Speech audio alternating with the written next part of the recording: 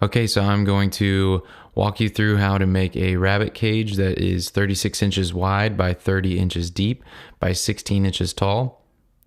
All the details for this design you can find in Bob Bennett's book called Rabbit Housing. And the materials needed for this design is 1 inch by 2 inch welded wire mesh that is 36 inches wide. Then you'll also need 1/2 inch by 1 inch welded wire mesh that is 30 inches wide. You'll need some J-clips or hog rings. You'll also want to pick up something to keep the door closed once it's installed. Lots of different options to get for that. Also, you'll need a tape measure. You'll need heavy-duty wire cutters. You'll need a 3 foot to 4 foot piece of 2x4. You'll need a hammer. You'll need the J-clip pliers. And you'll just need a regular set of pliers as well.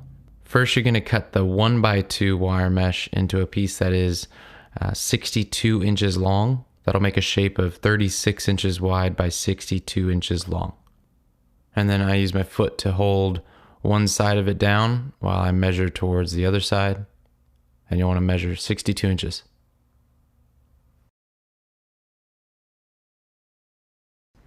Once you've done that, you'll want to flatten the wire. You'll lay the wire on the floor and you'll stand on one end of it. And you basically just walk toward the end. And as you get towards the end, you're kind of lowering the end of the wire so that it's not such a harsh angle of a bend. You're basically just trying to reverse the bend that's happening on the other side.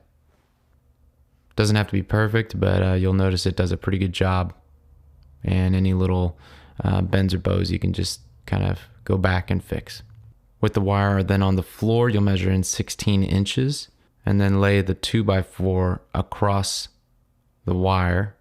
And then I put my knees on the board to keep pressure down and then hammer the wire flat against the board all the way across. Once you've done that, you'll repeat the same process on the other side. You're going to need to make another cut out of the 1x2 wire, so go ahead and take off all the wire loose ends and then roll it back out. And you're going to measure 30 inches out, which will give you a 30 inch by 36 inch piece of wire. And once you've cut it all the way across, you're going to flatten it just like the previous step. Once you've done that, you're going to measure 16 inches from each side and cut all the way across. And measure 16 inches from the other side and repeat the same process. This is going to give you your 2 side pieces. Once you've done that, you're going to lay all your pieces out on the floor and you're going to get your J-clips or your hog rings and your pliers for those. And you're basically going to fasten them together. It doesn't have to be super tight. These pliers that I have are actually pretty much the cheapest pair that you can find. There's many other kinds out there that are much better. Sometimes I actually have to go back and use a regular set of pliers to kind of crimp them down a little bit more. The only piece that I really try to really make sure is super tight, obviously, is going to be the floor, which we'll get to.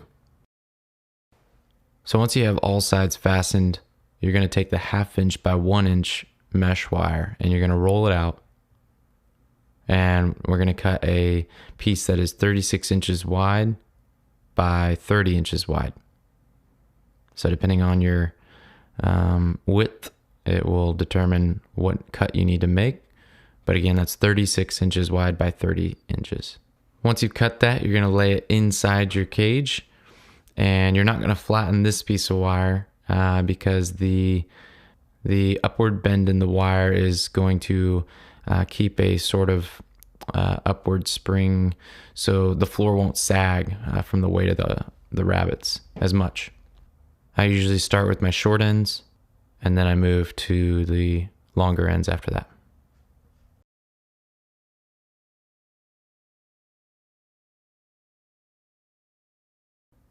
So right here, we are cutting the door.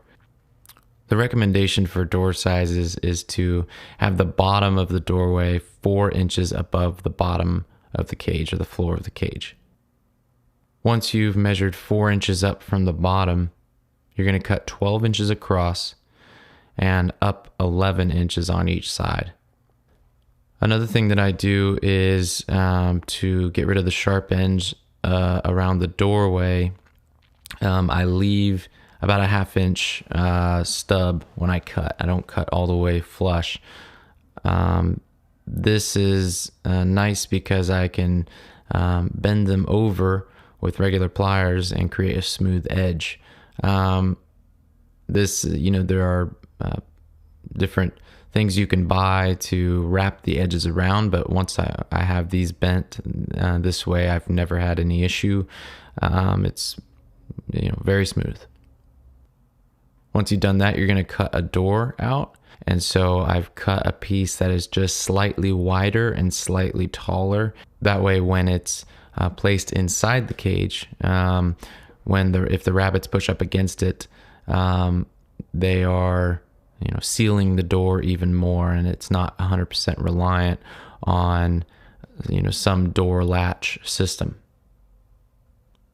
Once you've done that, the only last steps are to mount your feeder and your water, and then to hang the cage. And because there are so many different feeders and waters out there, and that it's the easiest step, I leave that to you to figure out. But that's the hard part. Anything else that is left, will take you just a few seconds to install.